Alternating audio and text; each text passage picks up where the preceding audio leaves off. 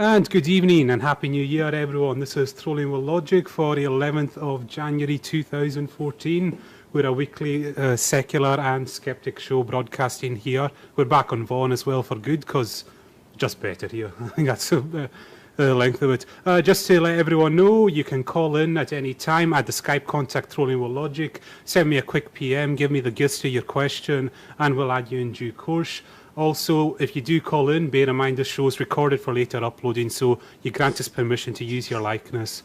So no funny stuff with the DMCAs later. Also, the recording of this show is public domain, so please feel free to copy, share, spread it around, as long as you link back to us, just any of the links down below us. And so, very quickly introduce the panel, and Michael, Happy New Year to you, or Kutch, keep in. Happy New Year. Happy New Year, everybody. And let's hope for a great 2014 filled with laughs and downs as well. So that's all right. And Sheila, how are you doing? Happy New Year to you as well. Oh, Happy New Year to all of you. I'm doing great. Glad to be back for another year. And Marty, Happy New Year to you and welcome back. Yeah, same to you.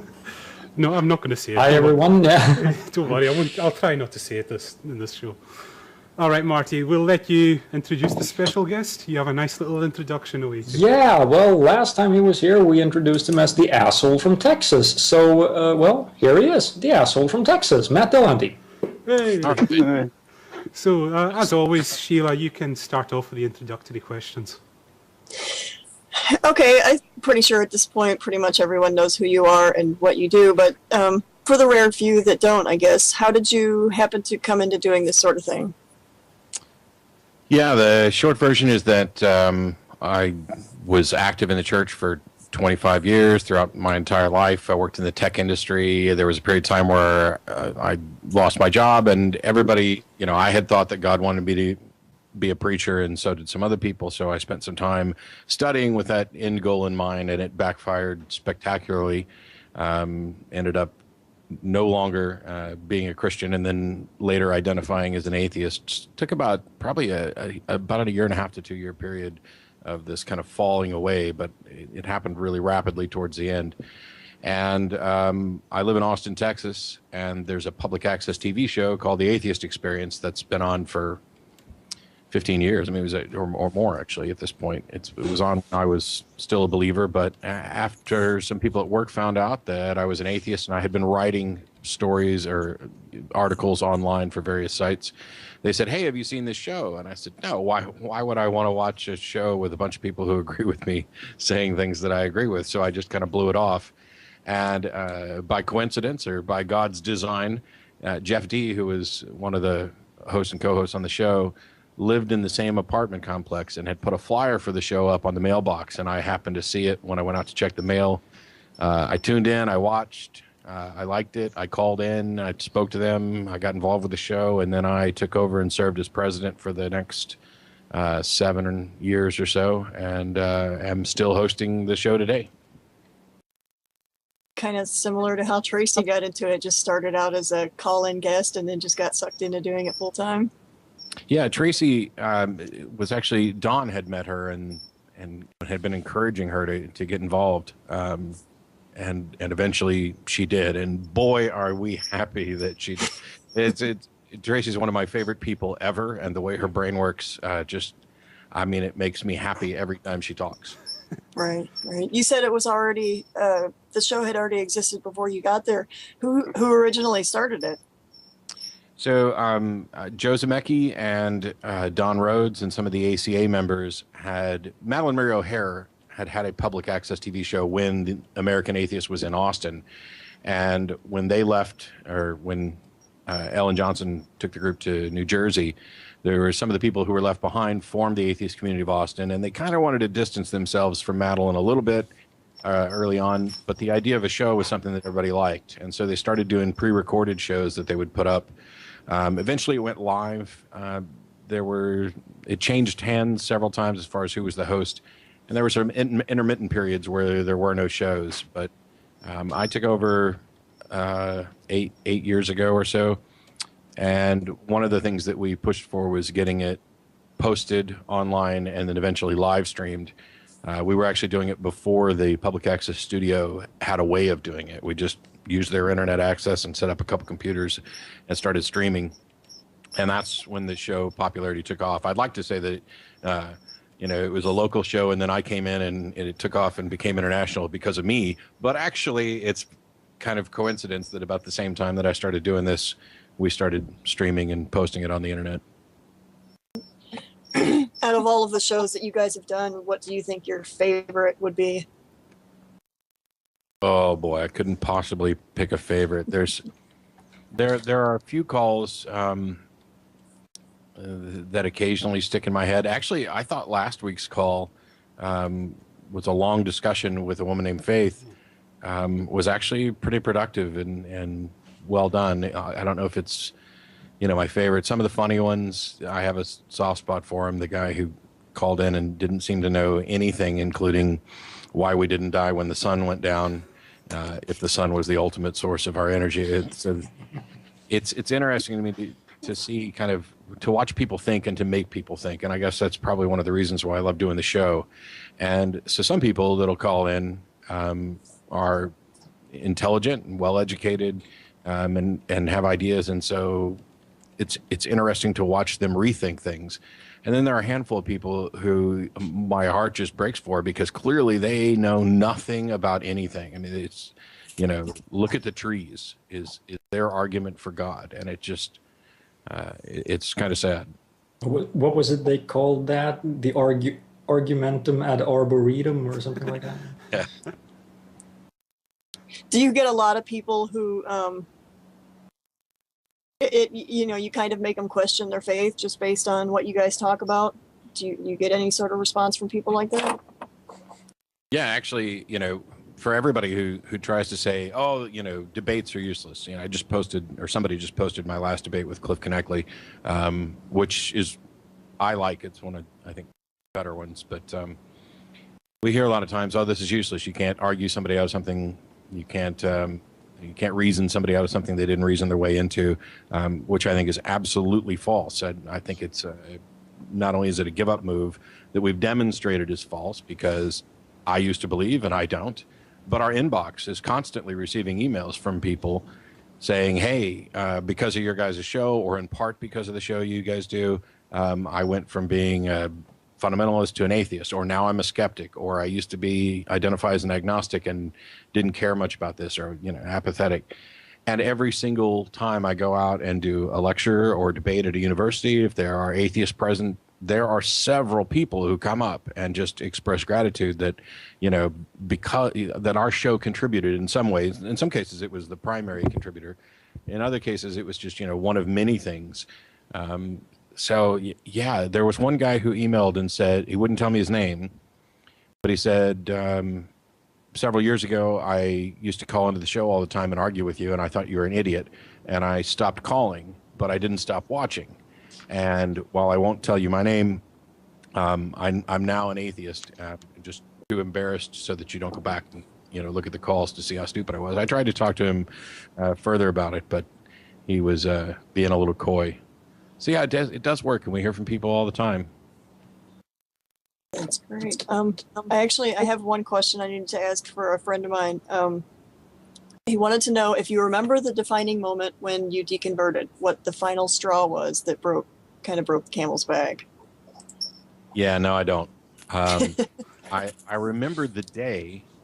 My roommate was an atheist, and one of the things that got me going down this path was we had agreed pretty much not to talk about it. I was a believer, he wasn't. We are still best friends, and I didn't want to ruin that, and neither did he, so we didn't talk. But when I started getting serious about possibly becoming a minister, the whole process of getting right with God meant that I needed to be ready to witness to him. And so part of this was, how do you talk to somebody who's an atheist? And just coming to the realization that atheist and non-believer are, pretty much synonymous was eye-opening. But this process of trying to figure out how I would convince him is what led me away, because I had to study what atheists were saying about my beliefs. And there were a number of things where somebody would raise an objection to something that was in the Bible. And I would say, nope, I've read the Bible. I've read it several times now. That's not in there, or it's not in there the way they're saying, or it doesn't mean what they're saying that it means. And in every instance, I was wrong. And that was very eye-opening, but no single one of them ended it. But I do remember the drive home from work. We were working together, my roommate and I, at the same time. And I said, I think I'm kind of agnostic now. And he was like, oh, cool. And that was the end of the conversation. And it was about a week later that I was like, no, I'm an atheist. That's the right label for what my position is now. Marty, do you want to come in? Okay, I guess I'll take a question then. It's sort of a... I'm going to check my notes here. Right. I actually wrote this last time you were supposed to be on, but you got... what was it? There was a flood or something, right? There were a lot of delays in scheduling this. I really wanted to be on earlier in the fall, and we had a big flood, which knocked out everything here. And actually, Mark Lowy, the physicist that I referenced on the show, he had to be rescued from his roof, and he lived about 3 or 4 miles south of us. And so, in addition to my internet being out, we had to help him. And I thought Cal sent me a message basically, hey, are we still on for Saturday? Because I just announced that they're closing the Austin office and I lost my job and everything. But yeah, we're still here. I'm glad we finally got it done. Yeah, but let's see. I'm going to see if I can remember the question. Okay, you did mention the whole, why don't we die when the sun goes down and all that. And that's obviously you're aware that a lot of people discover the atheist experience by watching clips like that on YouTube. That's certainly how I discovered it, and I thought it was hilarious. I guess you also know that a lot of viewers, again, myself included, really love it when you end up going, you're done, click. And it's just, this guy is such an idiot, we're done. But I also really love it when there's an actual conversation and, the theist isn't a complete idiot, but there's actually some progress made and there are these philosophical points. So I guess my question is, what's your take on this, the whole, making fun of, well, not making fun of, but, theists looking like idiots, essentially. How do you feel about that? I mean, does it hurt our cause to have, it makes us look bad? Yeah. Where, So there's a couple of different aspects to this. There have been a number of prank callers, and actually one of them has started prank calling the show again. And I've said in the past, I don't mind so much as long as there's some kind of productive discussion, but I would much rather speak to people who sincerely believe what they're saying rather than people who are attempting to parody them. Unfortunately, it's virtually impossible, unless you recognize a voice from a repeat caller, to tell who's being sincere and who's not, because for every just bizarre belief that's out there that somebody could present jokingly, there's probably somebody who believes it. And some of the prank call discussions have been some of the best. The whole Mark from Stone Church thing is a prank caller that went on for ages,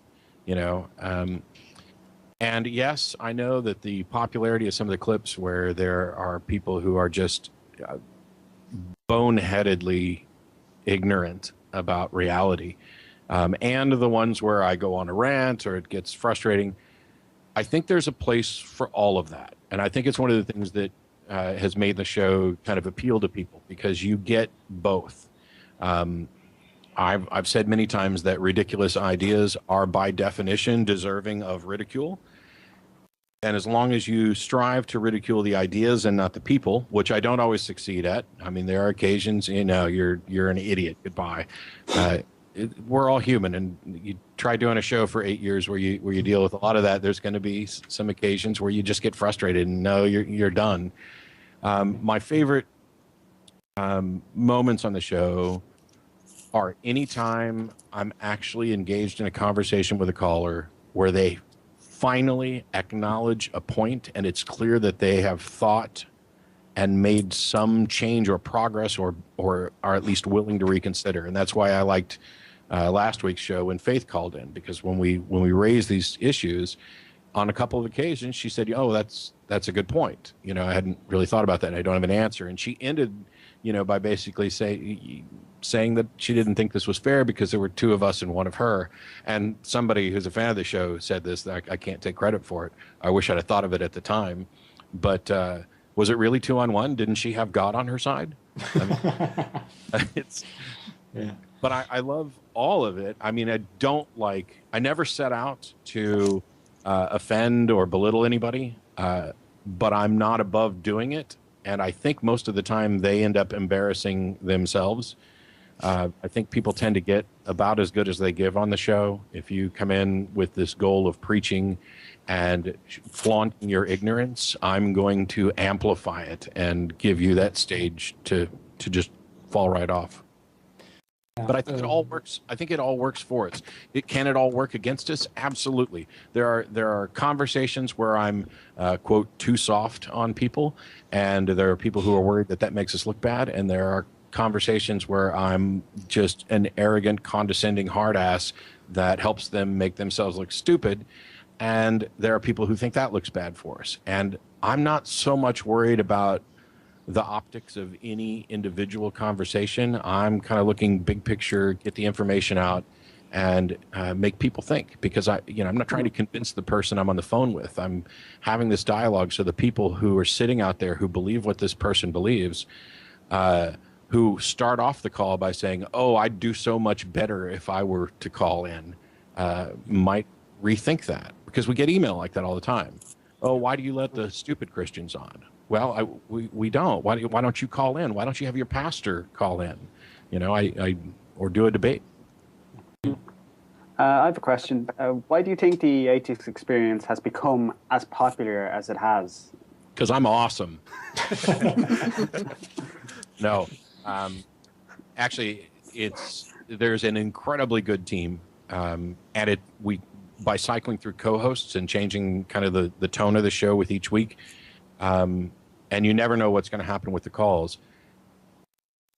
Sometimes the show is not very good, and sometimes it's amazing, and I end the show going, "Wow, we really accomplished something today, and that felt good." And I think because it's done live, sports and all, you can watch the hosts and co-hosts as they think these things through and respond, and you can watch the callers as they are hopefully thinking things through and responding. It kind of, I hate to compare it to reality TV because everybody knocks on reality TV, even though everybody's watching it. It's kind of that. I think the appeal of, we are pretty much the underdogs in a lot of places. Skeptics, atheists, the rational thinkers who are standing up in opposition to something that 70 to 80+% of the population tends to believe. And so people would like to root for the underdog and, hey, we've got science and reason on our side. There are people who just watch the show so that they can see a theist make themselves look stupid.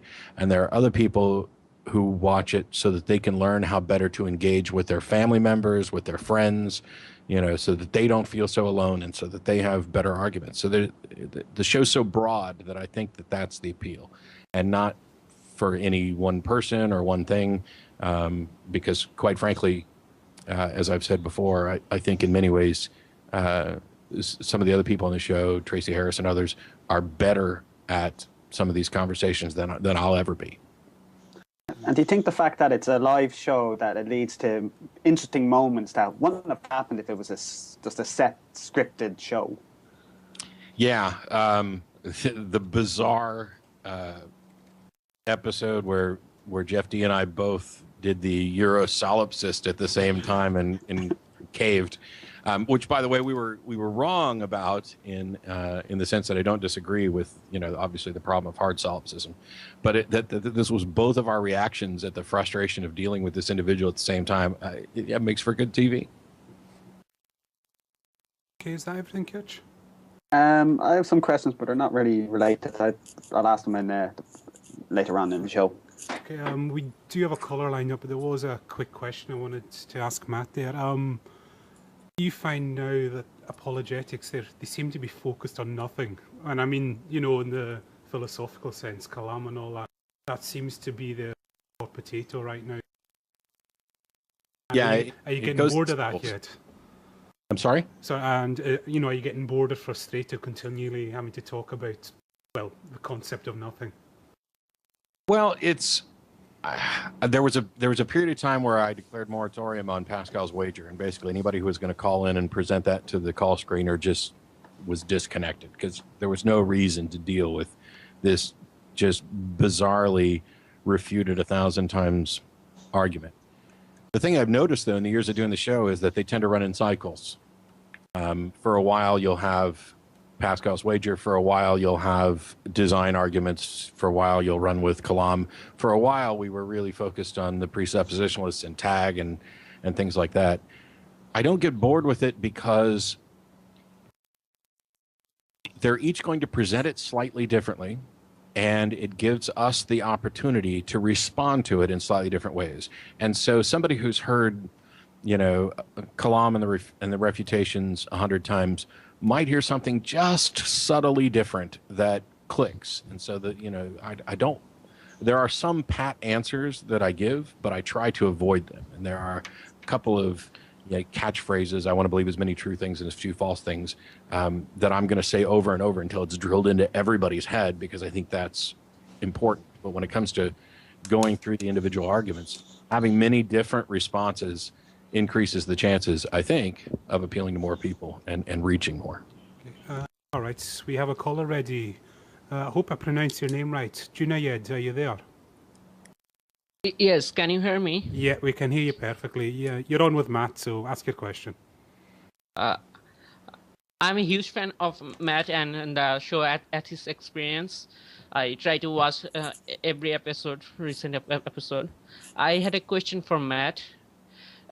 I live in Bangladesh, and here most of the people are Muslims, and I have to engage in debates with them. While debating with them, many say that the Big Bang Theory was mentioned in the Quran. I would like to hear Matt's response to this claim. Sure, and thanks for calling in with the question. I'm not a physicist, and I'm not a Muslim, and I'm not any sort of expert on the Quran, so take all of this with a grain of salt. The thing that I do say when I address this is I've looked into the claims, and it's not just Big Bang. Muslims are constantly trying to show that the Quran includes all this information about science, that it's scientifically accurate here, that it describes a fetus, that it describes Big Bang. And I don't see it. I can't say that it's false, but what I do see is that we learned about the origins of the universe, to the extent that we understand it at all, through investigation that had nothing to do with the Quran, and nobody who had read the Quran had seen this until after we discovered this scientifically. And so to me, it looks very much like you've got your answer, and now you're going back to make the book fit the answer that you've achieved. And even if it turned out that the books, whether it's the Quran or the Bible or anything else, did include this information, it doesn't do us any good at all until we have verified it scientifically. I don't see any evidence that people were led to Big Bang cosmology by reading a verse and saying, wow, this appears to be a description of the origins of the universe. Let's go out and investigate to see if this claim is accurate, which is what they would have to do. So even if it told you specifically in great detail this information about the Big Bang, you would still have to verify it before the information's any good. Any God would understand that this is the case, and so I don't see why any God would give information in that way, hide it so that you can only discover it after the fact, and it just doesn't impress me, because at the end of the day, it kind of relates back to something I said on Sunday's show about prophecies in the book of Daniel. even if all these things in the book of Daniel were actually prophecies and actually came true, you still could not offer they came true or they were correctly predicted because of a God. And so even if it turns out that the Quran has an accurate description of the Big Bang, you can't tell us why that's true. How do you know that there's not some alien influence or a TARDIS? And I offer these as, pretty much preposterous explanations, but they are all more probable or more identifiably probable than a God because they are not appealing to the supernatural. So the fact that you have a phenomenon, here's a correct prediction, here's a correct model of the universe, doesn't tell you why you have a correct prediction. Okay, Julia, Okay, thanks for taking my call. Thanks. Okay, no problem. Pleasure to have you. Thank you for calling in. Okay, guys, there is another caller lined up, so I'll let you fire another question to Matt. I've got another one. There's a debate coming up, really famous one, I think probably you're aware of, between Bill Nye and Ken Ham. Do you think this is a good idea, or do you think this is just giving Ken Ham far too much attention? The latter. I think that this is not a good idea. And I've mentioned on Sunday's show, but I'll say it again. I like Bill Nye. I don't know how much formal debate experience Bill has, and I don't know how much formal debate experience he has against creationists. So far, I haven't been able to find that he has any. He is a good science communicator. He is personable, and he might do fairly well. I would have rather seen somebody else engage with Ken Ham because I think this elevates his status, which is why he's doing it. I'm disappointed that this is being done to raise money for the Creation Museum, which is it's in financial trouble, is my understanding. But debates aren't really about who has the best facts. It's more about who can present them the best. And I am very concerned about, not that Matt, it's not like, oh, Bill goes in and does this debate and he doesn't do a particularly good job, or I don't think we're going to lose rational people over this. And I don't even know that we're going to not be able to convince others. It's just this entire thing smells like crap. And the one, I tried to get somebody to put me in touch with Bill. I know he's, I don't know him personally, but I know he's just working with Eugenie Scott and others to kind of prepare for the debate. But that's preparation on the science end. And I'd really love to have just a 5 or 10 minute call with him to offer just notes about what I've learned in the past few years of doing these debates and the type of things that he might want to include in addition to the science information. And do you think... Would you like it? Sorry, go ahead. I was going to ask, do you think Ken Ham will debate Aaron Ra, someone who is more versed in dealing with creationists? Or do you think that he's just going to avoid that as much as possible until he has no option but to? Even still, I don't think he would. Aaron and I are really good friends. We actually spoke on the phone about this subject just the other night. Ham's already pretty much refused to debate Aaron. I don't know that it'll ever happen. And now that he's got Bill Nye to agree to this, I think it's even less likely. But I really don't know. Hey there, Reed. Still trying to connect to him, so Sheila or Marty, you can go next. Go ahead. We've lost them all together. I'll try and get the caller. Oh, tech stuff. Still a ban in 2013, still a ban in 2014. Yeah. Well, I'm afraid this. If I go on with the questions I've written here, it's gonna take a while. So. Did Sheila have a follow-up, I guess, a minute ago? Oh, I just wanted to ask if you were interested in an opportunity to debate Ham. Well, I'll debate pretty much anybody, pretty much any time. If I were to debate Ham, there would be some. It would be done very differently. It wouldn't be at his museum set up where he's the one who profits off of it. But I can't do anything about it now. And actually, when it comes to debating creationists,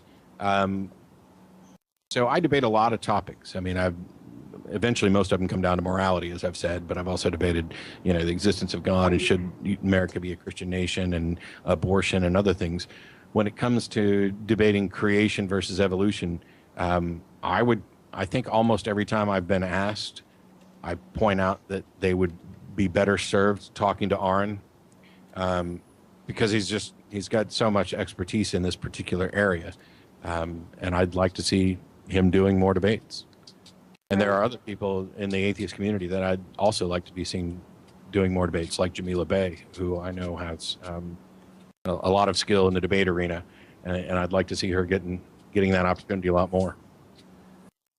We're still having trouble with the call. Yeah, okay. I guess I'll just keep this line of questioning going then. It's easy to get the impression that there's absolutely no point in these debates, because it always comes down to who's the better debater. Like you said, it's not about the facts. Hold on. So I guess the question then is, what would you say is the point? Well, JT Eberhard just posted a link to my last debate with Cliff Connectley, and I noticed in the comments over there that somebody had once again said these debates are pointless. And I don't think that that's remotely the case. They get posted on the internet, they educate people, they teach people how to better argue when they engage in these conversations outside of a formal debate. And they do change minds. And, I did a debate in Amarillo, Texas, and we had 700 plus people show up, which for Amarillo is a tiny little town. It was shocking. And at the end of the debate, a young man about, I don't know, I think he was preteen or closing on teen, maybe 10, 11 or something like that, came up and thanked me and said that his parents were atheists, but they had been exposing him to a lot of different views and allowing him to make up his own mind. And he'd been engaged in, participating in church stuff, and they brought him to this debate. And when the debate was over, he said that he was now identifying as an atheist because of what happened at the debate. Now, even if I didn't reach anybody else during that debate, and if it hadn't been recorded, and it is, and it's out there for other people, that'd be enough for me to do it. This idea of thinking globally and acting locally works well in other arenas too. You want to change the world, you can start with one person. And fortunately, with the reach that we've had with the show and the debates, we reached a lot of people. I don't look at them as useless. Even if I didn't love doing it, which I love to do. But I don't understand this, it's pointless. Why? Why is it pointless to share information? How exactly is it that the rest of us, I know there are some lifelong atheists, and Russell's a fourth generation atheist, but even a fourth generation atheist had to at some time evaluate the claims, think them through, and say, yeah, I don't believe that. And without this information available through debates, I don't know how you do that. I think it speaks. I think it's the reason for the incredible rise in the nuns, the NONE nuns, is the internet's access to information and people watching debates. Yeah, I guess that's a good answer. It's just that the point is, there's debates as in formal debates, and there's debates like, let's say, a blog exchange or a video exchange on YouTube or whatever. or people writing books for both sides. Well, someone writing a book for one side, someone responding to that with a book from the other side or something. And then it becomes more about the facts. It's not about, getting the other guy to slip up. So I see that and I agree with it. This goes back to the room for a lot of different approaches. The thing that I like about having a big public formal debate, I still would, rather, I love engaging on the show and in other arenas. The thing I like about a big formal debate is that, for better or worse, it lends an air of gravitas to the discussion.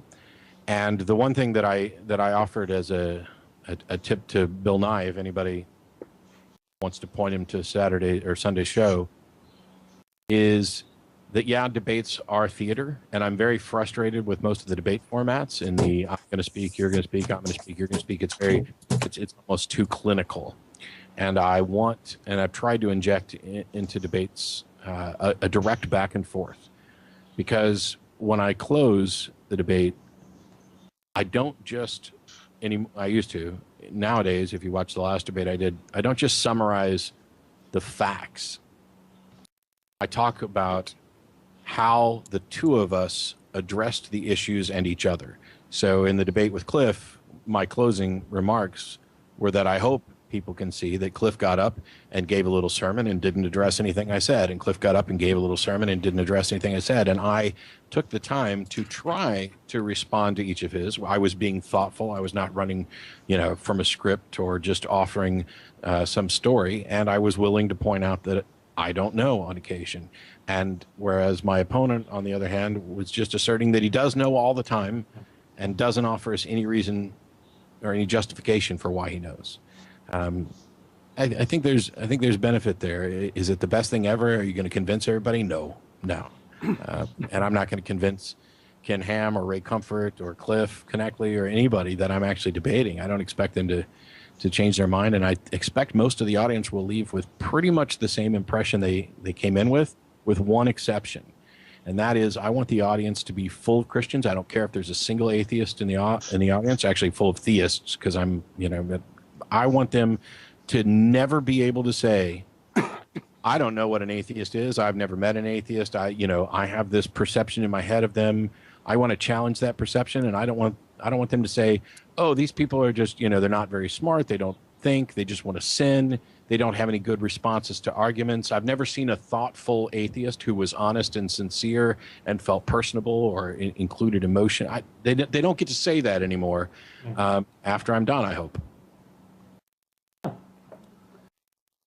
We do have a caller lined up. Sorry, Reed, we just couldn't connect to you. I will get to your question later on in the show. Reed, for whatever reason, couldn't connect. But we do have Travis. Are you there, Travis? Yes, I am. Hello, Earthlings. Great to have you. You're on with Matt Dillahunty, a fellow Earthling. So ask your question.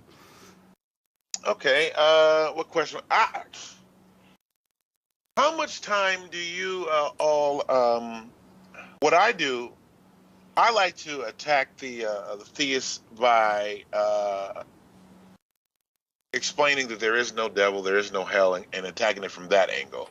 Nothing to be afraid of, nothing to be safe from.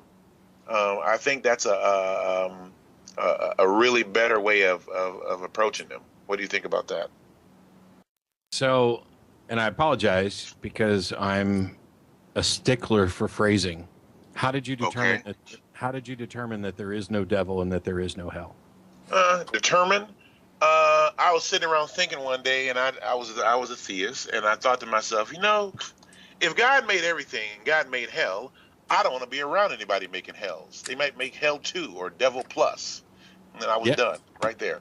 George Carlin helped me, and maybe a little Joseph Campbell along the way. Yeah, and I'm completely with you. And the reason that I said that I'm a stickler for phrasing is that what you've just argued is not that there isn't a devil or a hell, but that you don't want anything to do with it. You don't appreciate that. You maybe even that you don't see any good reason to think that it's true. All of which are great arguments that I've made and would encourage others to make. The only reason I pick on the phrasing is when you say things like there is no devil, there is no hell, you've now asserted a positive claim and adopted a burden of proof that you don't need to. Okay. It can just be, Oh, so you're afraid of hell. Why are you afraid of hell? Why do you think that's real? I don't see any reason to think it's real. Can you prove that I have something to be afraid of? And it tends to back them into this corner. Well, I can't prove that it's real, but what if it is? Well, if it is, I can't really do anything about it, but whoever set that up is a dick. So even if they exist and hell's real, I'm certainly not going to care about worshiping, that God. I don't know. Are you just doing it because out of fear that this idea of might makes right? God can squash you like a bug. Okay, go for it. I can't do anything about it. I'd rather live my life and enjoy it. I see no reason to think it's true, and I certainly don't see any reason to fear it. And if it turns out I'm wrong and I find myself in hell after I'm dead, then I'll sit there comforted by the fact that I'm morally superior to the thug who sent me here, and that I was intellectually honest and had no reason to think that this was a likely outcome. Yes, I like how Robert Greene Ingersoll approaches the devil. Have you seen his speech on the devil? It begins with the phrase, "If the devil should die, would God make another?" Mm-hmm. Yeah, Ingersoll was one of a handful of luminaries that were critical to my transition out. I absolutely love Ingersoll. Infidels.org has a great historical library where you can access everything that Ingersoll wrote, along with things from Voltaire and Hume. I can't love Ingersoll enough. Me either. Anything else, Travis? Anything else? World peace? You got any? I don't know. No, I don't have too much of anything else. You can check me out on Funny to the Moon. All right. We do a podcast as well. So, all right. Well, will do. Thanks, Travis. Thanks, Travis. May the force be with you. All right, guys. Fire away with some. We have another caller. I'll get a hold. Is there any new arguments coming out of apologetics, or is it just a cycle of this is a hot topic argument now, we're now going to focus on this hot topic or this hot topic or so on and so on in a continuous cycle? I think that'd be. I'm sorry, I didn't hear that. Oh, sorry. Is there any new arguments coming out from apologetics? No. Or is it just one continuous cycle? No, what happens, and this is kind of the amusing thing about the entire process of apologetics is they don't follow the evidence where it leads. They lead the evidence where they want to end up. And so there are no new discoveries. There are no new arguments. What happens is an argument is presented, like the cosmological argument. It gets tossed around. It convinces some people. It gets shot down and poked holes in, and then it gets revised into for example, the Kalam cosmological argument, or a different version of it. Or you might hear a more colloquial version of Pascal's wager, which would be, what if you're wrong, is probably the most frequent one I've ever heard. And so it gets revised and it comes back into fashion, and these things are kind of cyclical. And one of the things that I've tried to point out with this is, okay, it's possible that the original argument was flawed, and you have now fixed the flaws, and you have an argument that is both valid and sound. So let's definitely take a look at it and see where we are. However, if you had this argument that was flawed, why on earth would your next step be to try to reformat that argument? Shouldn't you maybe start over from scratch? Oh, they found this flaw in the argument.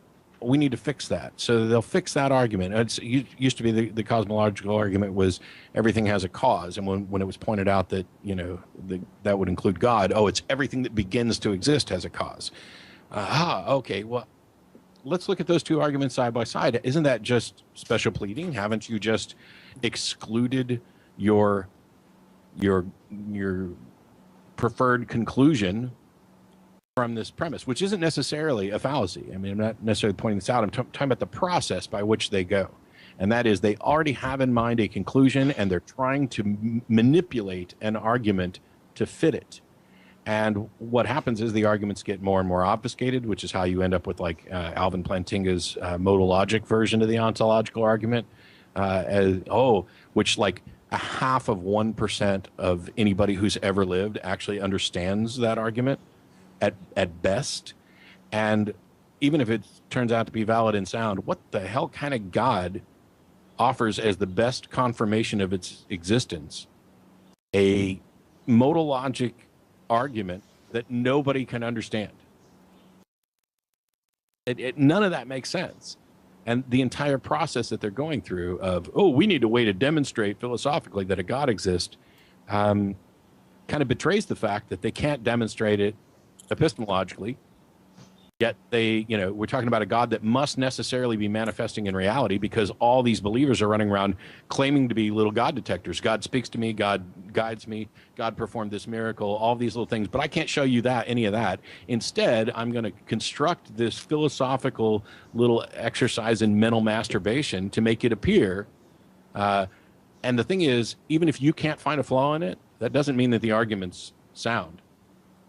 And so that's how they win. Let me toss out 23 arguments. You're only going to get a chance to shoot a hole in 5 of them, and a couple of them nobody's going to understand, and it's going to look like I have the weight of the world on my side when I have nothing. It's all smoke and mirrors.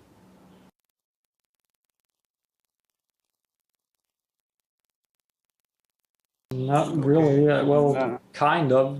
We'll let Or you go did Casey have something? Well, we'll let you have your follow-up, Marty, then we'll bring Yeah. in Casey. Yeah, well, one of those arguments that keep coming back every now and then, and it's been mentioned in the chat here a couple of times, the presuppositional thing there, Site 10, Brugengate's little rant. Do you have a good response to that? Because, I mean, it's so obviously stupid, but it's just that the discussion is over, basically, the second someone brings it up. That seems like the only way to go, because it's just going to be, how do you know that? How do you know that? How do you know that? Blah, blah, blah. Yeah. So Sai had agreed to debate me like a year and a half ago or so, but was forever too busy, as was his little buddy Eric. And we even tried to set up a 2-against-1 debate, which they turned down. Because I guess they were busy. I'm not necessarily claiming that they're ducking me, but I'm not gonna come in and necessarily talk trash about the two of them. And the presuppositional stuff is kind of complicated to get into. I'd want to look at what their actual formulation was, but this nonsense of how do you know that? How do you know that? How do you know that? Is basically a way of leading back to the inevitable conclusion that we have no solution to hard solipsism. We don't know that we're not a brain in a vat, but it doesn't matter one bit. I am stuck interacting with the reality that I perceive, whether it's the ultimate reality or not, until such time as somebody demonstrates that a way out. I'm stuck in the matrix until I know I'm in there. And while you can say that ultimately there's a flawed foundation at the basis of this, and you would be right, thus the problem of hard solipsism, it doesn't matter a bit.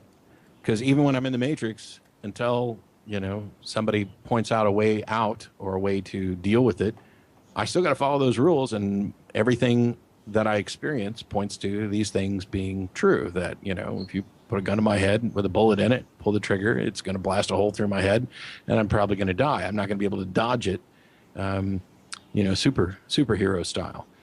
The presuppositionalists are doing actually two things in the same vein. One is that they're just presupposing God, which is utterly dishonest. And they're doing so by trying to claim that, you can't have logic and reasoning if there isn't any God. And yet they have no way of proving this. At best, they can come up with a misdefinition of reasoning, a misapplication of reasoning, and then say, my magical logic being solves that problem, which is the same thing that they've done with the cosmological arguments of, here's this potential gap or something we can't comprehend, and so my panacea-like God hypothesis fits it. Well, so does a universe-creating pixie, and so does a logic-creating pixie. You have defined this thing into existence to fill the gap in something you don't understand. That doesn't prove that it exists, and it certainly doesn't get you from there must be a God to Jesus is God and died, for me. So I'd love to actually debate them at some point. I don't think it's going to happen And I think the presuppositional stuff has tailed off in the last year. I think we're back to Kalam and, as Cal pointed out, the nothing stuff, which is equally frustrating. But yeah, I've got a video where one of those arguments is going on in the comments. I just can't be bothered to get involved with it. But it's one thing that keeps coming up is that nothing would have to imply that there are no laws. And if there are no laws, then nothing can come out of anything, blah, blah, blah. The whole point being that in nothing, there are no laws. That sounds kind of like a law to me. There's two people who've responded to this far better than I have. One is Scott Clifton, who's on YouTube, is Radical Bullshit, and the other one's Tracy Harris, who, while I'm sitting there struggling with finding a way to explain this, and I think that's one of the things that I've tried to do, because I am admittedly undereducated. I am the everyman atheist to some extent. I've been pretty good at explaining things in ways that almost anybody could understand, but I fail at some points. And Tracy was sitting on the show and just said, okay, is there a nothing that you can investigate in order to determine these things that you're claiming about nothing? I don't even see how that is possible or makes any sense. And it should have been so obvious to me, because we use the same argument with regards to the origins of the universe. Do you have another universe that you can investigate to show what a non-designed universe would look like? Because we recognize design by contrast, not by complexity. And same thing with the fine-tuning argument. Yeah. How do you have another universe to compare it to where the laws of physics are different? Yeah. Okay, we can head over to the caller and welcoming back occasional co-host of ours. Casey, are you there? Oh, yes, I am. And you're calling from a funny place called Texas, aren't you?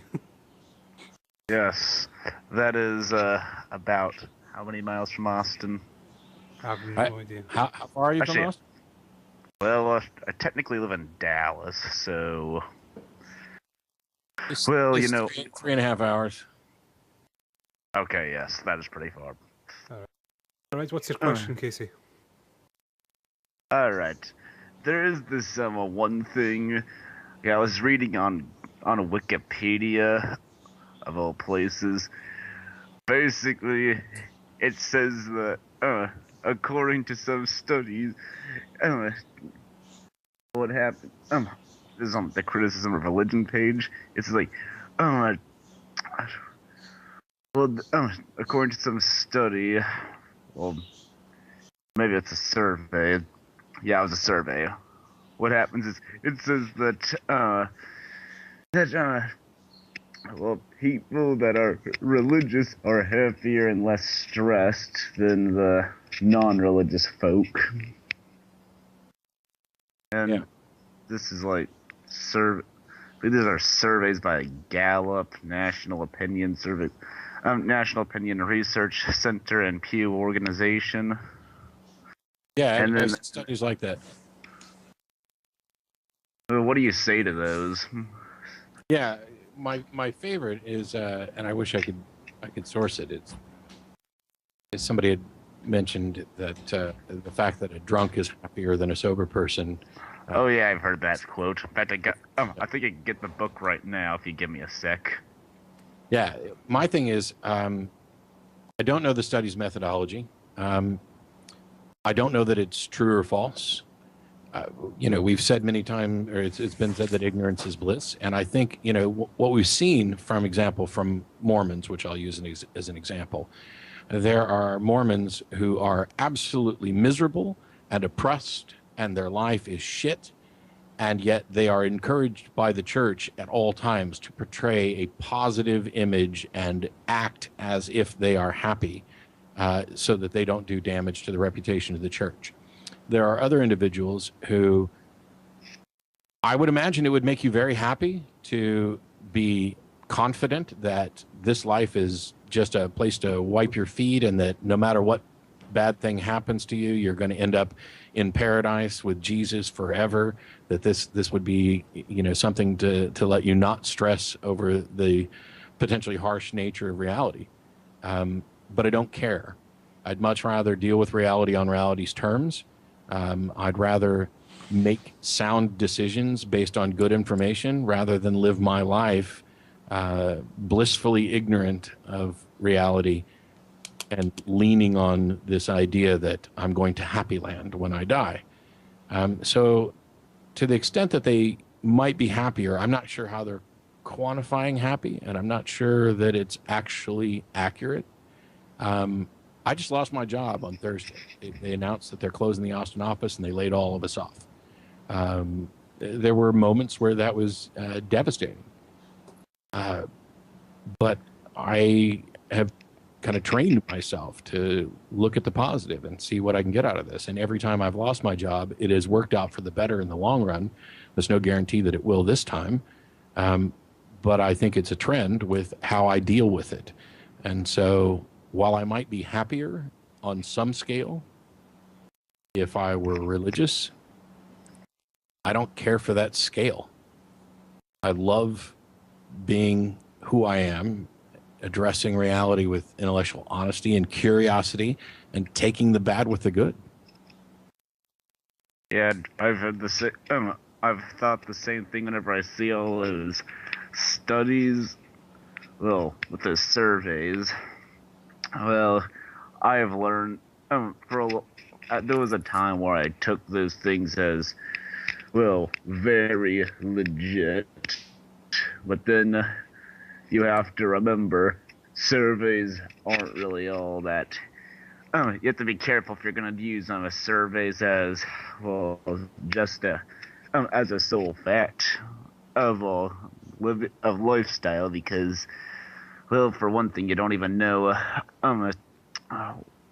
how they define things like happiness, or as it says right here, basically saying that they're less that religious are less likely to have depression, suicidal thoughts, behavior, and drug and alcohol abuse. This has come up in debates. As a matter of fact, I think Cliff mentioned it in the last one, which is this claim that atheists have a higher rate of suicide. It may or may not be true. I do know quite a few atheists who have kind of stumbled into nihilism and depression over the eventual end of their existence. The fact that religious people don't deal with this or don't necessarily have to deal with this struggle in the same way is largely irrelevant to me.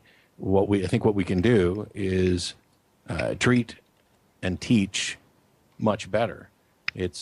These people have had religion pulled out from underneath them in many cases, and have had nothing as far as education and treatment to deal with these situations. Because it's possible to teach people to deal with those situations, and it's entirely likely that they could be happy and almost certainly better off with the right tool set.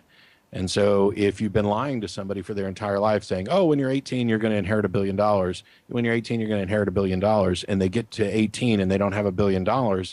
Yeah, that can be really depressing.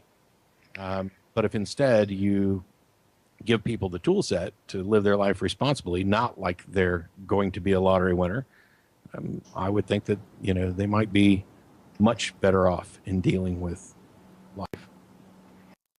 Yeah, yeah, cause I think that maybe they could do that the humanist institute and all that. Well, I think they have many things to offer. Well, for advice,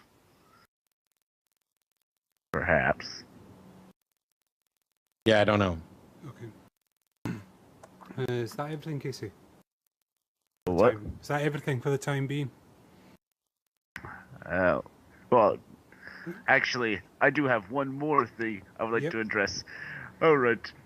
Then, I remember this other study that was done. Apparently, well, places that are highly, highly religious, like, the U.S., apparently they support science more compared to the secular countries like Europe, who are skeptical about scientific progress as it describes. And this was on this is another thing there was another thing I found on, well, discovered on Wikipedia. Of course, I think the study was done by Oxford. Sorry. I kind of want to take a look at that because it's a little counterintuitive considering the battles we've got between religion and science. Yes, true that. Everything, Casey. Not about that. I'm not too sure. Okay, That's, we'll go to Kitch then. and I wasn't on, but I don't think I fully understood. Is that I wonder how they would have measured that? Is it through scientific funding, or is it through surveys about questions on scientific topics? That's my question. Yeah, I agree. We kind of need more information about that because the U.S. has problems with science funding. Yes, which I know that. is part of what makes that kind of counterintuitive to me. And it could be that some of those other secular nations are actually doing more in the arena of social work, and they're working towards more equality, better benefits, and a better life for people currently than striving for scientific innovations. The landscape here is so complicated. What makes the determination of what's a better life and how should we best spend our money is probably something we'll argue forever. I just think we need to keep doing more in both, and probably quite a bit less. I don't want to go into the less military spending, because there's still problems in the world that unfortunately you need a military for. But as far as the study, I can't comment on it other than I would want to know more. If you want to know where it came from, it's like the culture of science, how the public relates to science and across the globe. That's the name of the book, if you wanted to know. Well, according to Wikipedia. Yep, I got it now. All right, that's cool. I don't think that I'm trying to simply just use Wikipedia as my biggest source. I just ran across. The only reason why I reference is because that's where I ran across the source. Okay. Who wants to? There's a chat room question I've got up in the Skype chat. So, Kitch, you've volunteered. Forward first. Grand. I'm just. My Skype is crazy.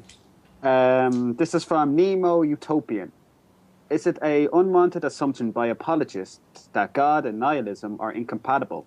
Even if there was a God, would it actually deliver the objective meaning they yearn for? Yeah, not necessarily. Yeah. Oh, or could he just be a meaningless brute force fact? Yeah, it's one of those things where when somebody offers an argument for the existence of God, William Lane Craig offers Kalam, and he starts with Kalam as basically a demonstration in his eyes that there must be this creative force out there that he's going to call God. Even if it were correct, there's no guarantee that God isn't outright evil, or that God didn't cease to exist after it created the universe. Maybe it blew itself up in some big creative event. And so, God isn't necessarily a solution for nihilism or anything else, because we don't have enough. We have no reason to think that there's any God, let alone a specific God, let alone the specific God that solves these problems. This is something a trap we all fall into. Like earlier when I talked about wanting to fill the audience with Christians, when I really should have said theists, because I want believers of all stripes to rethink what they believe and why.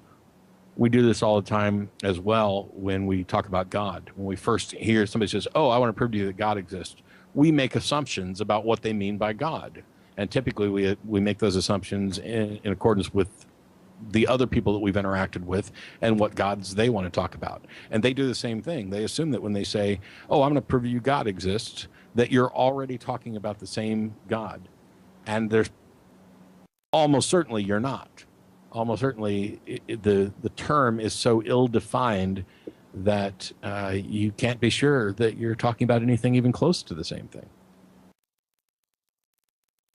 Okay, anyone have a follow-up there? Nope. All right. Okay, there is. This was the question the caller earlier. Oh.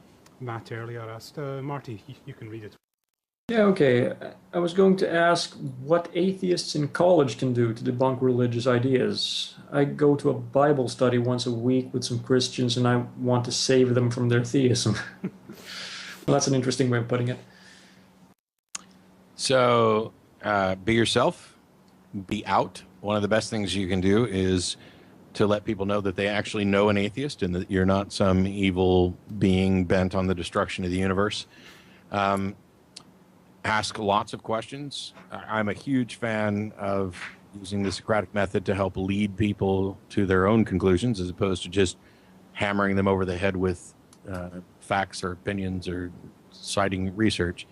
And reach out to others through Secular Student Alliance. Build a group, build a community. Just your presence alone, your obvious acknowledged presence, is already quite a bit. Being willing to engage is another part of this. Their student groups have done a lot of different things, and some of them come under fire. Down at Texas State, they did Bibles for porn, basically in a smut for smut campaign. You come drop off your Bible and we'll give you some porn. And there were some people who said, oh, God, that's just horrible. Why would you do that? I liked it. Yeah, the Bible's full of porn. I thought it made a good point. Is it the only point we need to make? No. Is it necessarily the best first approach to everybody? No. But what it did was it made everybody aware that there's a Secular Student Alliance there. And that group has gone on to work with other Christian groups on campus to bring debates and discussions and cooperate on different things. It's kind of like going back to talking about discussions on the show. There's no single call that sums up the show that says, oh, Matt is this, or Tracy is this, or this conversation is the example of how things are always done. I think there's room for a broad range of responses and actions. But the most important thing is to make people know that you're here. You know, as soon as they realize that their friends, their neighbors, their doctors, the person who picks up the trash, that all these people don't necessarily believe the same thing that they do, that's eye-opening. I have a quick question. The Satanist monument, and I can't remember the name of the state that's recently gone up. Oklahoma. Oklahoma. It hasn't. Oh, okay. Do you think that is a good strategy, though, or do Absolutely. It's one of my favorite things that's happened currently, and briefly, as briefly as possible, I'll tell you why. We shouldn't have these monuments on public land in the United States. It is a violation of church-state separation. If you take a look at what JT's been reporting about what's going on in Mountain Home, Arkansas, where you've got this judge who say, hey, if we let them, we've got this nativity scene, if we let them put up their winter solstice banner, we'll have to let everybody put everything up. Yes, that's exactly it. That's what we've been saying. There is no equitable solution to allow everybody to permanently put fixtures on public land representing their beliefs, which is why the Ten Commandments monument down here on the Capitol grounds should never have been allowed to stay, because it puts them in the position of either picking one religion over another or polluting the landscape with nothing but religious monuments to everybody's personal little beliefs. And since we couldn't get them to realize this and take it down, I love the fact, as much as I, depending on which Satanist group, or what your particular Satanist group believes, I may be completely on your side, because they don't actually buy the supernatural, most of them. It's about hedonism and selfishness, and some of that I don't really have that much of a problem with. But I love the fact that they did this, because this is going to be an outrage to a lot of people. How dare you put up a statue of Baphomet with a couple of kids standing in front of them next to my Ten Commandments? This is God's country, damn it. This is going to continue to create a little shitstorm that I hope causes people to say, you know what? No more. And the example that I used was, if I share a house with three other people, I'm an atheist, we've got a Christian, a Muslim, and a Satanist.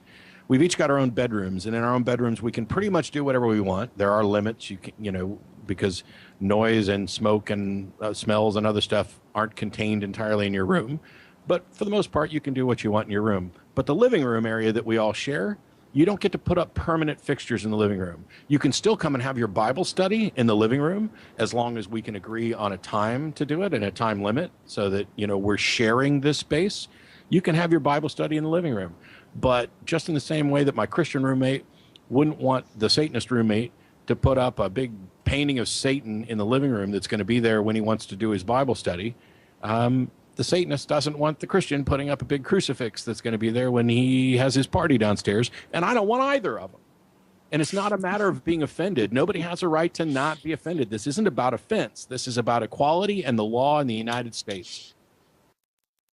I find it odd with the Ten Commandments that people who are advocating for this don't see the obvious violation of the separation of church and state, when the first four commandments are pretty much you have to believe in this God or you will, basically implied, you will go to hell. It is. And that's kind of really off-putting for people who aren't in that religion. Yeah, it's privilege blindness is what it is. They are the majority religion. They are used to getting things done their way. And any infringement upon what they perceive to be their right is just, oh my gosh, they cannot see the privileged position that they're in. And this shines a big old fat flashlight right on it. A big red lens demon carrying flashlight onto their privilege. Okay. You've got a question from the chat. Yes, I do. This one's from Cosmo Creamer for Matt. It's a two-part question. First, what do you do when you run into a street preacher or anyone in the public proclaiming their religion? Have you ever had to debate anyone on the street? And if so, how did that turn out? So I have a fondness for engaging with street preachers. I've done it in New Orleans on Bourbon Street with the nut jobs that are standing out there with a cross and a megaphone. I've posed for pictures with them and had debates with them right there on the street. And I've done it here in Austin. I don't always stop. It depends on what I've got going on. And I don't just march right over to them and go, you're wrong, and blah, blah, blah. Most of the conversations have begun with, I used to believe what you believe, but I don't anymore. And that gets them to ask questions and we have a discussion. I love doing it. If I could just say something quickly here. I'm not exactly accustomed to running into street preachers in Sweden, but it has happened. And the thing about it is I'm so interested in following religious discussions online that I figured that if I got to actually have a conversation with someone like that would be really interesting. But every time it's happened, it's just not now. I'm catching a bus. Come on, or I'm supposed to be in class in 10 minutes. And it's just it's so annoying because you almost have to be rude to them. And I feel like that's a tactic they're using. Like, there's no polite way to walk away. You know what I mean? They're trying to put you into that position where you have to be rude in order to get away from them. Well, on a couple occasions, I've just said, no thanks, and just keep on walking. Yeah. One thing I don't do, and I feel it's kind of important to address this, is that we're talking about people, out on the street who are actively trying to engage people and have conversations and witness to them and stuff.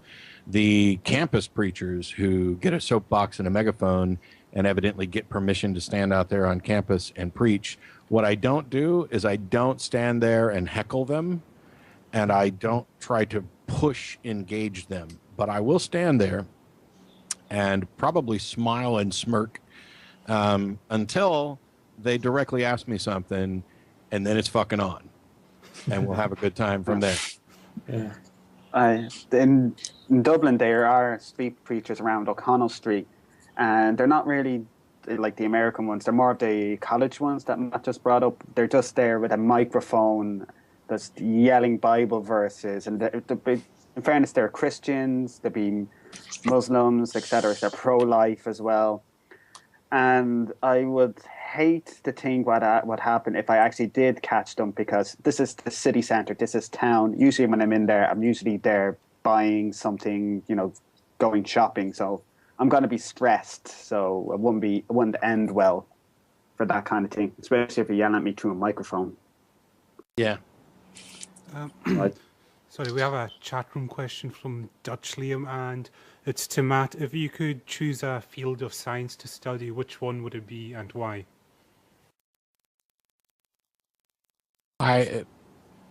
Probably neuroscience, because I'm fascinated with not just how the brain works, but what we can learn from it.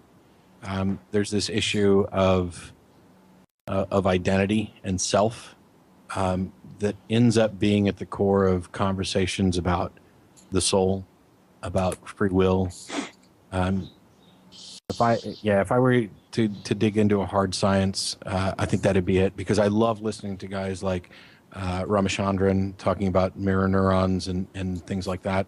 And while Sam Harris and I are going to occasionally disagree on something, there's no doubt that he's brilliant. I've loved how he's kind of gotten involved with this. And Dennett is probably one of my biggest heroes and inspirations. And while he's a straight up philosopher, he is digging in to this intersection between philosophy and things like neuroscience. That'd probably be it. Casey? Oh yeah, the one problem I have with Harris is he is very, well, let's just say he is not unlike a BNP activist, especially when talking about Muslims.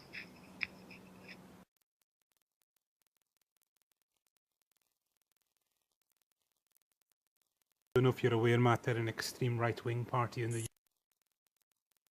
just say, Harris, he can come across out Islam and Muslim. Yeah, and so Pat Condell, and I know there's a lot of discussions about this. I don't really tend to follow all of them. I got tired of some of the drama and the complaining a year or so ago, and have just pretty much been focused on doing my thing. Still, all of these people, even if I end up disagreeing with them, and I've disagreed with every single person that I've ever met. I mean, Richard Dawkins and I have had several conversations over dinner and stuff, and there's things we disagree on. He was here when I was going to do my debate on abortion. We disagreed on the best way to address it, and it doesn't matter one bit. I'm much more interested in focusing on the areas where we agree and where we can work together to get stuff done. And inevitably, for most of these people, where we disagree, really not a big deal. I've got bigger fish to fry when 70% of the population believes something that is just patently ridiculous. And that's even before we get into how many are believing in a young Earth, geocentric, God-guided everything, literal 7-day creation. I mean, and what they're trying to do to textbooks.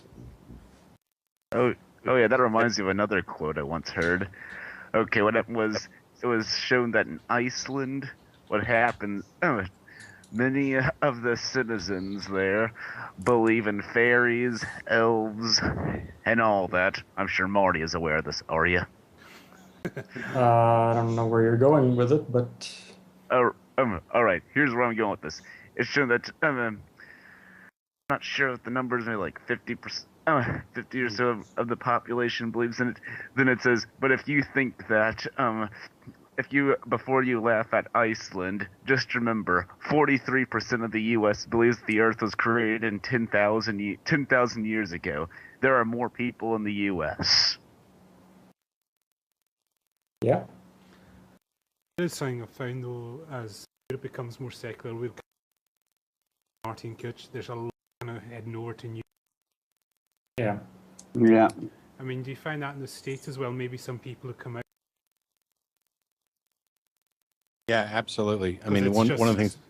Sorry, you carry on, Matt. Sorry. One of the things we keep pointing out is that atheism and skepticism are two different things, and not every atheist is a skeptic, and not every atheist is an atheist because they have applied skepticism. There are people who are atheists for bad reasons, and one of the problems is that And I've said before, you know, it's silly for atheists to congratulate themselves for getting the correct answer to literally what I think is the easiest question in the universe, which is, do we have any good reason to think that there's a God? Yep. No. But they get this elevated impression of, oh, I've cracked it while these other people haven't. And it sets up a bias where they sometimes think they can't be wrong about these other things. And yeah, we see a lot of New Age stuff and psychic stuff and ghost shows and Bigfoot shows and just, ancient aliens all over the TV. And these are popular shows. And I'm, you know, while I wasn't, if you told me somebody was going to remake Cosmos, I would have thrown a little fit saying, no, don't. I'm encouraged by the fact that Neil deGrasse Tyson is the one doing it. At least I'm more confident in his ability to do it than anybody else's.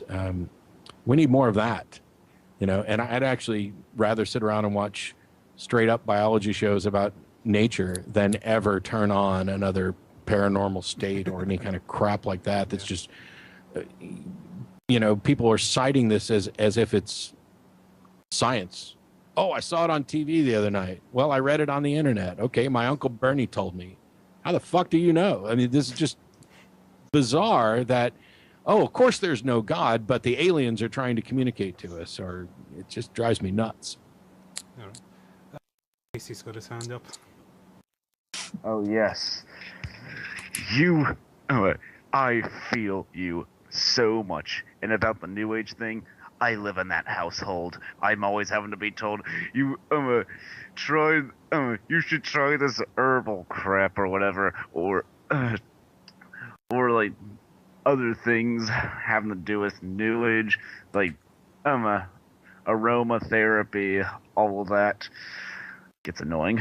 And also about the educational shows being replaced with things like aliens and other shit.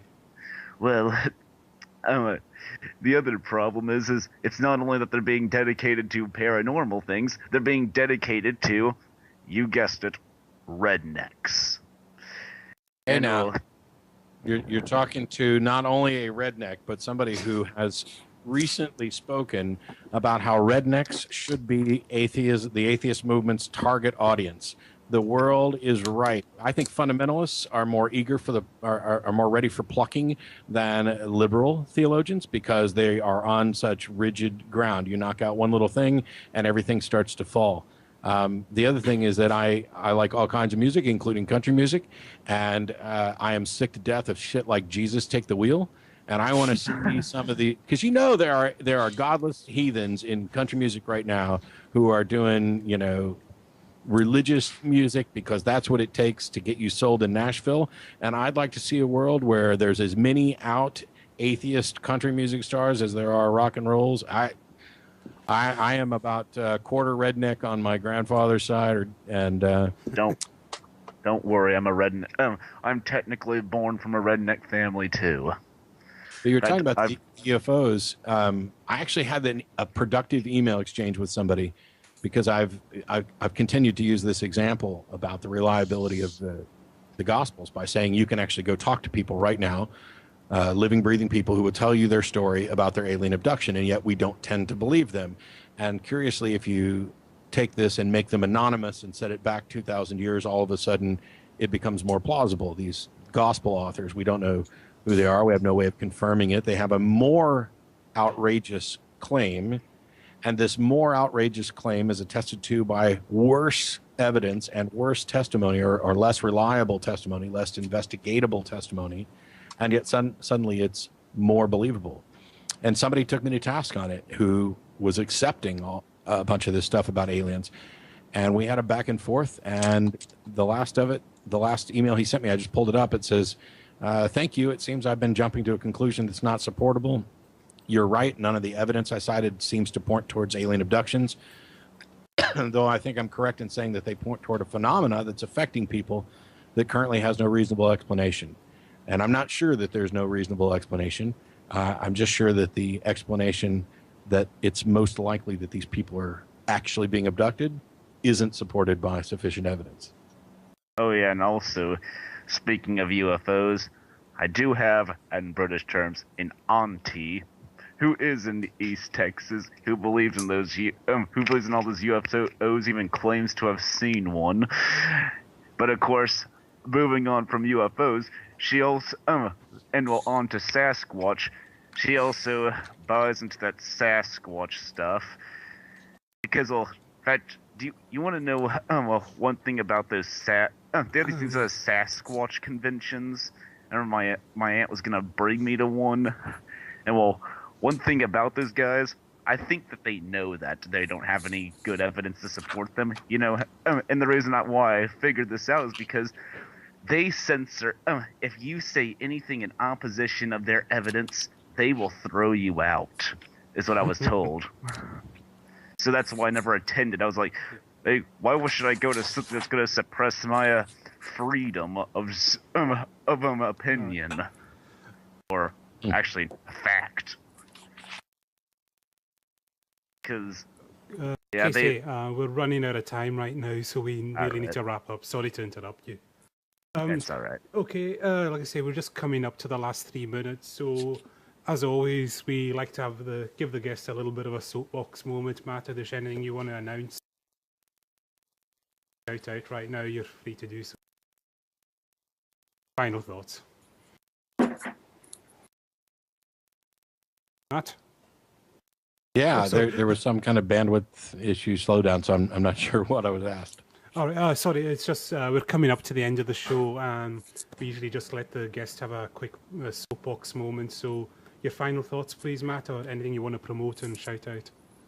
I've got enough of a soapbox. Just thanks for having me on and asking questions. Obviously, I don't even know what I want to promote right now. Just keep encouraging people to come out and be out and get involved and have more discussions, because, you know, my friend Keith Lowell Jensen, who's a brilliant comedian, had this bit that he's done where he has everybody at the audience at a atheist or skeptic event. You know, raise your hand if you used to be religious, and hands are going up all over the place. And, you know, okay, now how many of you were, well, his response is that to the people who say that it's not worth talking to these people, I think we were fucking worth talking to. We were all deserving of this. And I couldn't have got from where I was to where I am if it weren't for the efforts of people like Richard Carrier and the guys at infidels.org putting information up there. Obviously, you know, my transition was before YouTube, but I've benefited from the thoughts of pretty much everybody. People try to quote me all the time. It happened twice in the last 24 hours on Twitter, and I have to keep telling them, yeah, I may have said that, but I have no idea if it's original to me. I mean, you know, I heard it somewhere else.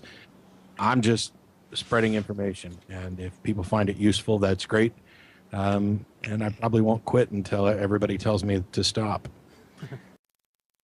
It's been great, Matt. I'll just go around the panel as always for the last. Marty, your final thoughts, please. Yeah, it was great to have you back on the show, Matt. That's about it, I think. Any announcements you want to make, Marty, you can do them, right? No, not really. All right, Sheila?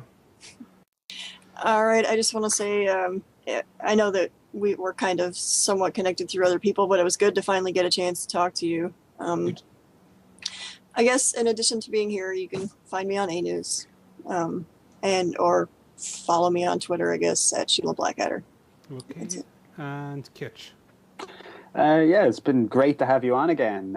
It's a very interesting show, and just we're all grateful to you taking the time to come on to the show.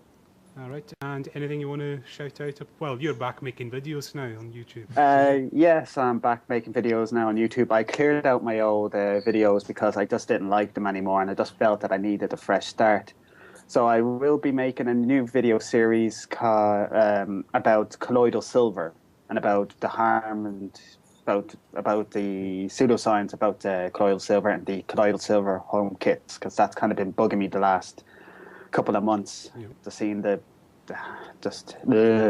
bad science and that. Yeah. So It's the alternative medicine. Oh, Matt's got his hand up now. You may answer.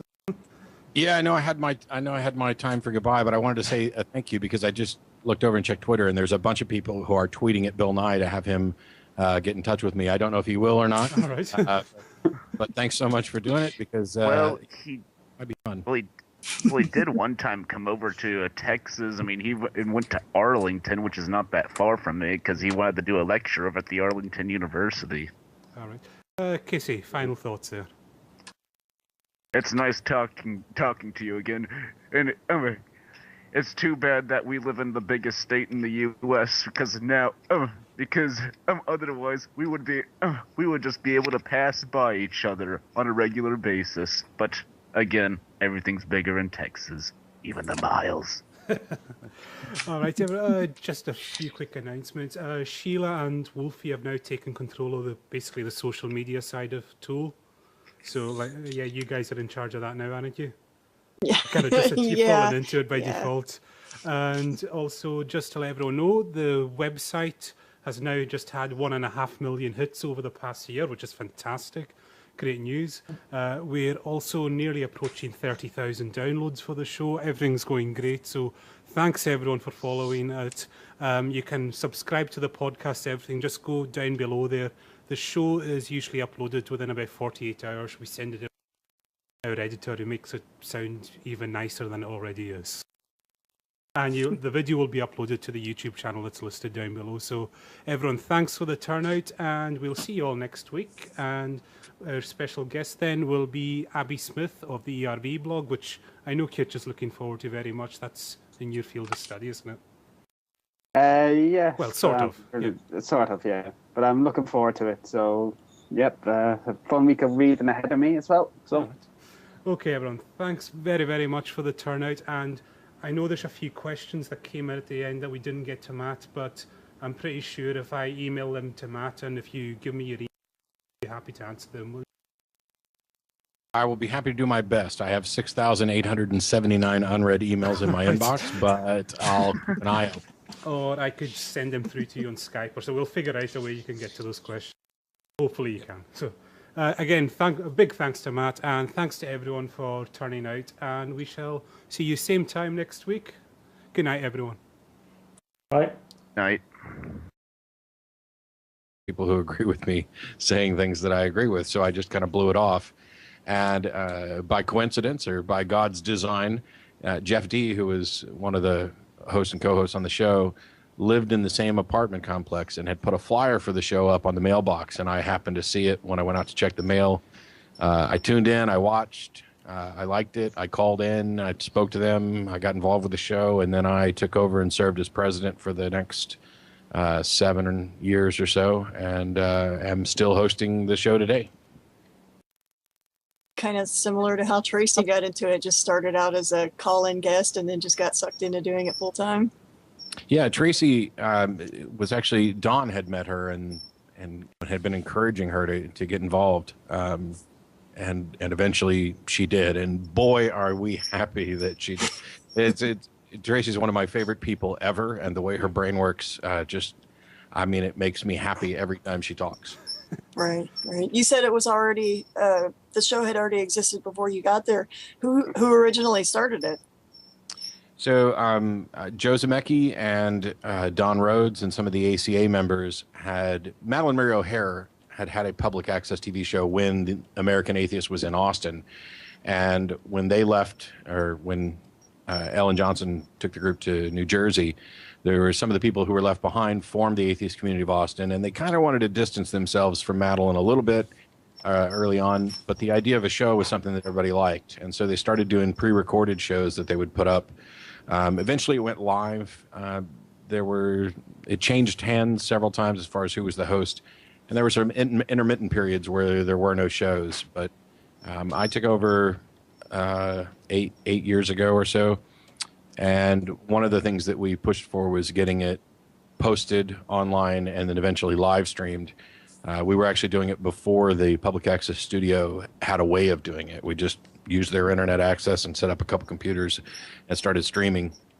And that's when the show popularity took off. I'd like to say that, it was a local show and then I came in and it took off and became international because of me. But actually, it's kind of coincidence that about the same time that I started doing this, we started streaming and posting it on the internet. Out of all of the shows that you guys have done, what do you think your favorite would be? Oh boy, I couldn't possibly pick a favorite. There are a few calls that occasionally stick in my head. Actually, I thought last week's call was a long discussion with a woman named Faith. Was actually pretty productive and well done. I don't know if it's my favorite. Some of the funny ones, I have a soft spot. Goes down and all that, and that's obviously you're aware that a lot of people discover the atheist experience by watching clips like that on YouTube. That's certainly how I discovered it, and I thought it was hilarious. I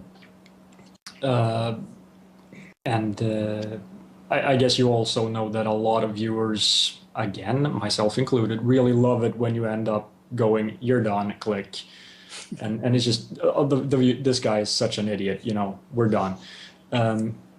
But I also really love it when there's an actual conversation, and, the theist isn't a complete idiot, but there's actually some progress made, and there are these philosophical points. So I guess my question is, what's your take on this, the whole, making fun of, well, not making fun of, but, theists looking like idiots, essentially.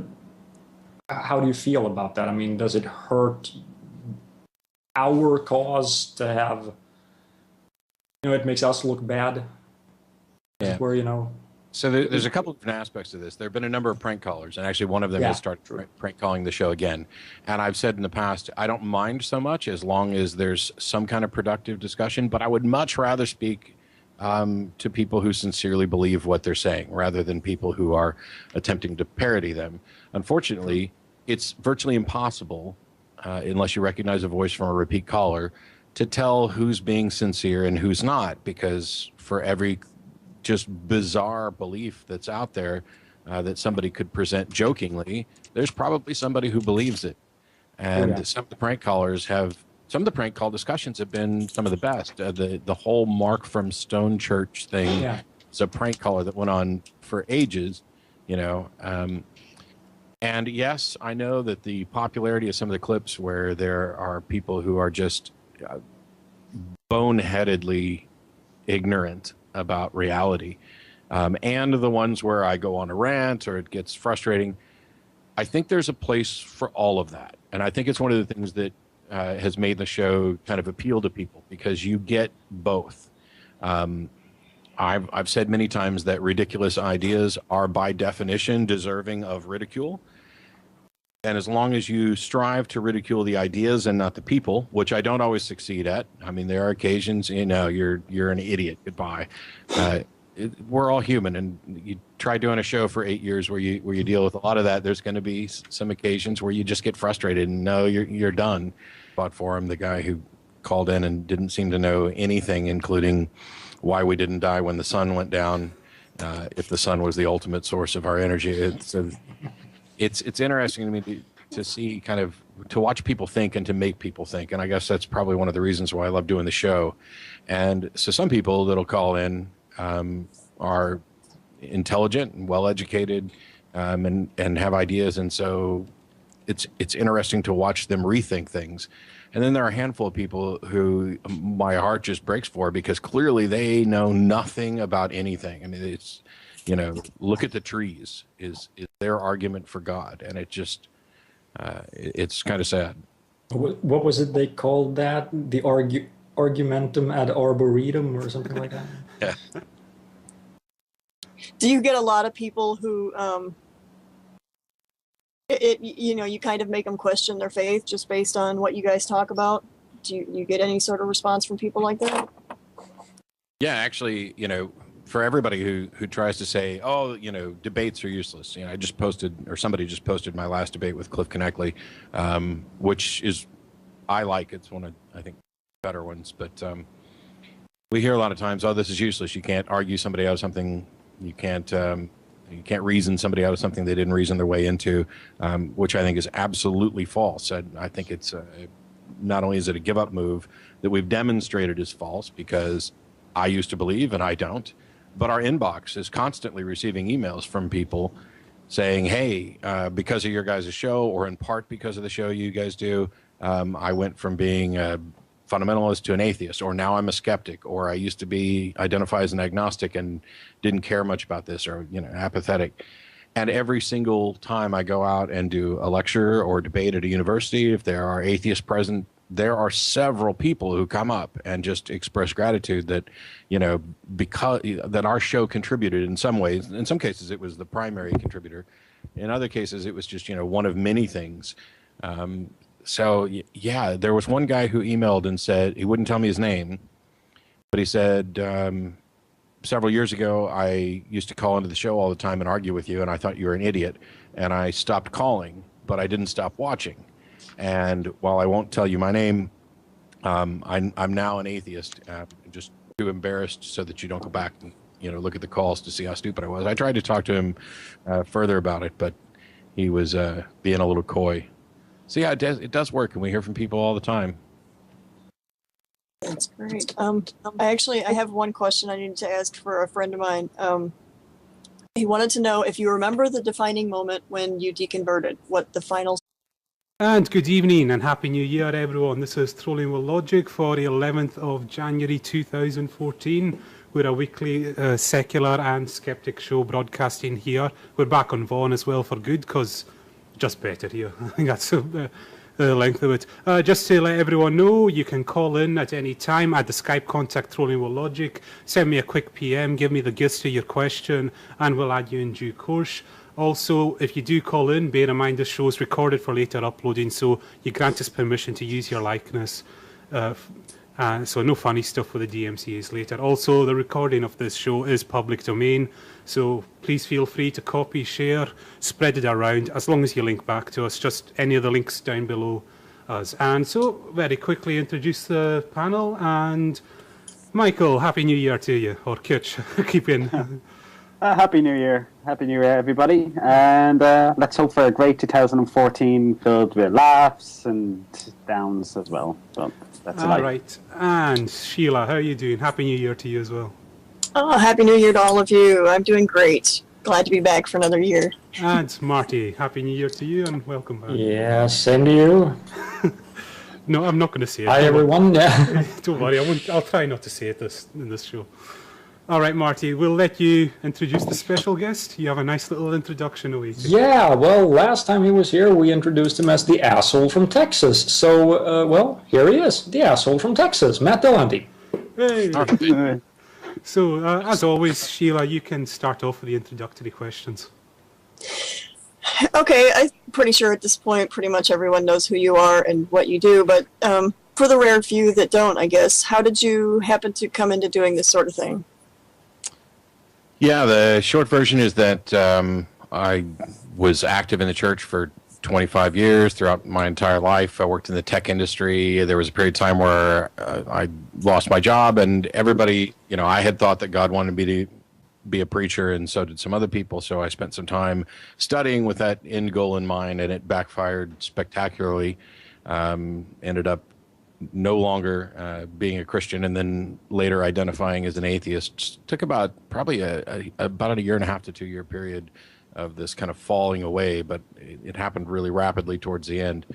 And I live in Austin, Texas, and there's a public access TV show called the Atheist Experience that's been on for 15 years. I mean, it was or more actually at this point. It was on. I was still a believer, but after some people at work found out that I was an atheist and I had been writing stories or articles online for various sites, they said, "Hey, have you seen this show?" And I said, "No. Why would I want to watch a show with a bunch of people?" Straw was that kind of broke the camel's back.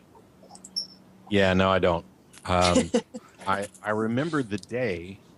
My roommate was an atheist, and one of the things that got me going down this path was we had agreed pretty much not to talk about it. I was a believer; he wasn't.